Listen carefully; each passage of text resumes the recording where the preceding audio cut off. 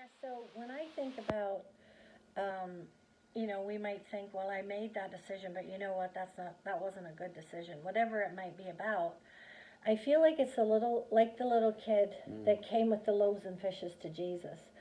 I don't think that little kid had any idea that, oh, I'm bringing these loaves and fishes to Jesus because he needs to feed these thousands of people.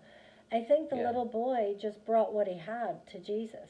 Yeah. And my dad often talked about that through his life, the principle of the loaves and fishes.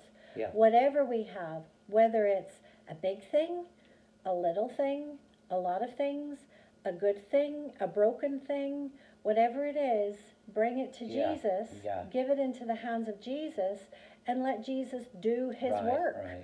So it's like, I'm sure that little boy nearly died when he saw what Jesus did with his loaves and fishes. Yeah. But I feel like even if we feel broken, we feel like we've made mistakes, we feel like there's things we shouldn't have done, still commit your way to the Lord. Bring it back to the Lord and say, Lord, here it is.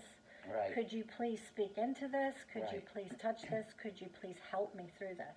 And also I think that there's always forgiveness too. Right. Like if you feel like you've made a bad decision, I believe you can always go to God and say, Lord, I feel like I've really goofed up on this decision I made. Please forgive me.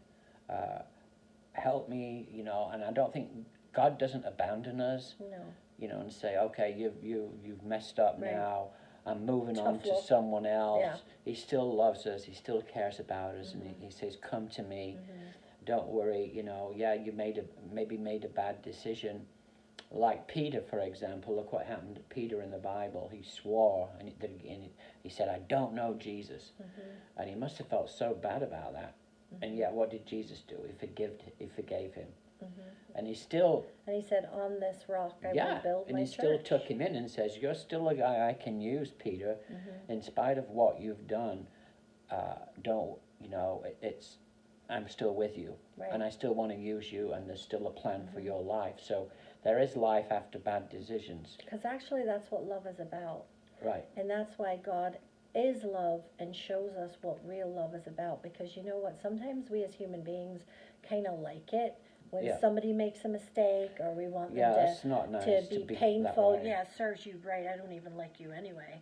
Type of thinking. And that's never God's thinking for any of us. I don't care who the human being is. He's not laughing if we goof up. No, God loves us to the point where he wants to transform us. He wants things to be forgiven. He wants things to be rebuilt. He wants things to be fixed so that we can live to our full potential and glorify him. Yeah. Well, good talking to you today. Yes. And we'll have another wee chat on Sunday, right? Yeah. During the service. After the sermon, we'll sit and chat about what we just talked about in the sermon, and All right. it'll be fun. So, pip pip. And cheerio.